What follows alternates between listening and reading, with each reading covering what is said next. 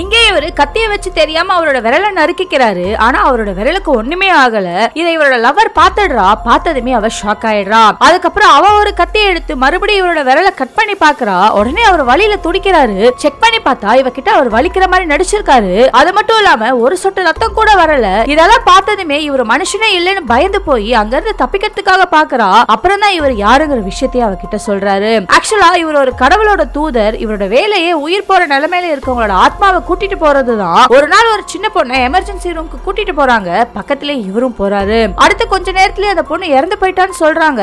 பார்த்தா அந்த பொண்ணோட ஆத்மாவை இவர் தான் கூட்டிட்டு போயிட்டு இருக்காரு. அப்படி இருக்கும்போது ஒரு நாள் ஒரு பேஷண்ட் இந்த டாக்டர் ஆபரேஷன் செஞ்சுட்டு இருக்கும் போதே இறந்து போயிடுறாங்க. சோ நம்மளால ஒரு உயிரை காப்பாற்ற முடியாம போச்சுன்னு நினைச்சு இவ அழுதுட்டு இருக்கா. இத தூரத்துல இருந்து பாத்துட்டு இருந்த இவரு யாரோ ஒருத்தங்களுக்காக இவ அழுறத பார்த்ததுமே இவளை லவ் பண்ண ஆரம்பிச்சுறாரு. சோ அவ கூட வாழ ஆசைப்பட்டு மனுஷனாவே மாறி இந்த பூமிக்கு வராரு. அவர் ஆசைப்பட்ட மாதிரியே ஒரு நாள் அவ கூடயும் வாழ்ந்துடுறாரு. ஆனா அடுத்த நாளே அந்த பொண்ணு லாரியில் அடிபட்டு உயிர் போற நிலைமையில இருக்கா. ஆனா இவர் மனுஷனா மாறிட்டதால இவரால ஒண்ணும் செய்ய முடியாம அவ உயிர் போறத பார்த்துட்டு அழுதுட்டு இருக்காரு. மீதி இருக்க மனுஷ வாழ்க்கையையும் இவர் வாழ பழகிக்கிறாரு.